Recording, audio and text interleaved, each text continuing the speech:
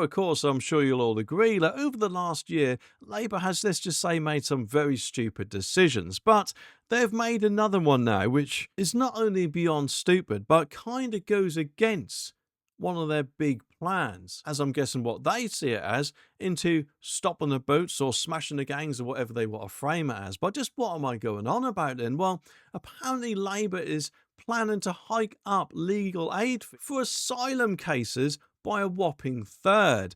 About why? It's just crazy, isn't it? Well, apparently they're doing that because the small boat crossings have hit a staggering 20,000 this year.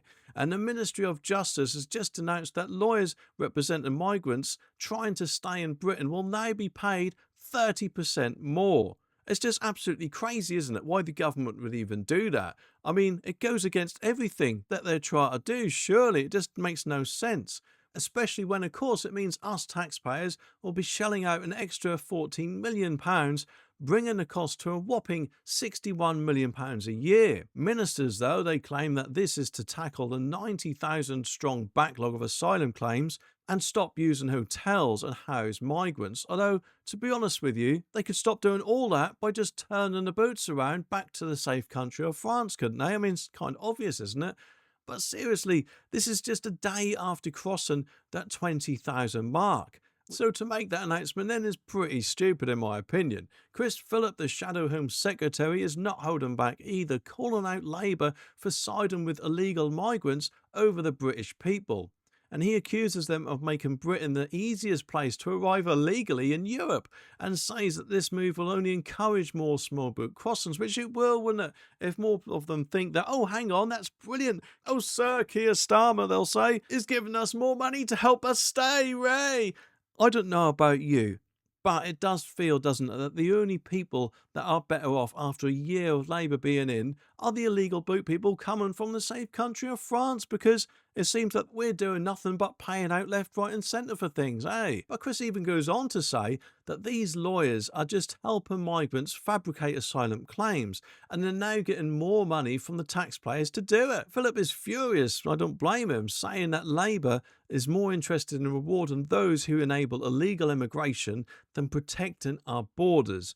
And with 2025 being the worst year yet with illegal crossings, he's not wrong, is he, eh? This 30% increase is the first since 2006, based on rates from 1996, which just makes me wonder if immigration or legal immigration is going to keep going up and up and up, which hopefully it won't, but I'm guessing it will. How much is this going to balloon even further than that? I'm guessing it'll go up 2 or 3 times, though admittedly I could be wrong with that. There have been apparently worries for a little while about fewer firms willing to take on legal aid work because of low rates, which could be the reason behind this 30% boost. Although I personally think that the reason why they might not be taking it on is because they don't want their company a bad name. And I'm not saying that would happen, but who knows, it might just do, eh? Sarah Sackman, the Justice Minister, insists that the extra investment will support the immigration system and clear the backlog. I personally think, if anything, that will increase the backlog because there'll be more people coming over, more likely, eh?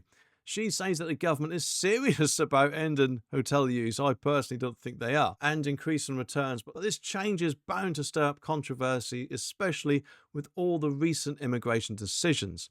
The Telegraph has apparently highlighted cases where asylum seekers have managed to avoid deportation using human rights laws, which is absolutely crazy. And I personally think that as soon as we leave the ECHR, which as far as I'm aware is behind all this, the better. One such example of this crazy stuff is a Pakistani criminal was apparently allowed to stay because his deportation would harm his son's mental health, which, correct me if I'm wrong, but they are 2 different people, surely, unless they somehow have merged into one. And a Takistan asylum seeker got to stay because he couldn't shave his beard, as I did in a video earlier.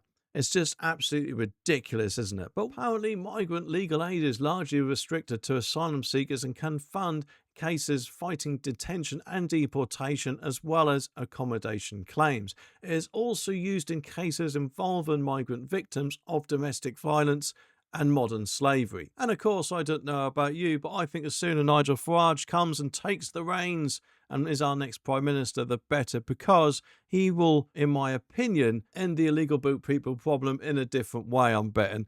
and take the Tony Abbott approach, which I personally think is needed. But anyway, what do you think? Let me know down in the comments, and I'll be back very soon with some more videos. So make sure you click that subscribe button down there, and I'll see you in the next one.